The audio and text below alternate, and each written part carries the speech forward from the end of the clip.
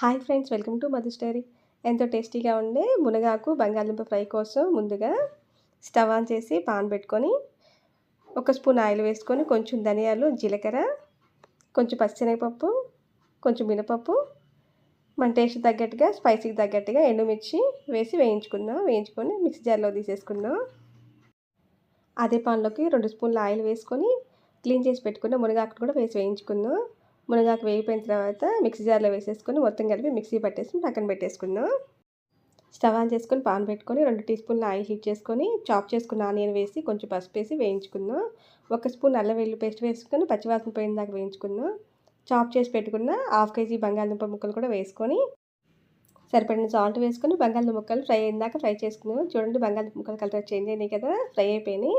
Mixie పట్టుకున్న పౌడర్ని వేసుకొని 2 మినిట్స్ ఫ్రై చేసుకొని స్టవ్ ఆఫ్ చేసుకుందాం. ఎంతో టేస్టీగా ఉండే బంగాళదుంప మునగాకు ఫ్రై రెడీ. మీరు కూడా ట్రై చేసి టేస్ట్ చేయండి.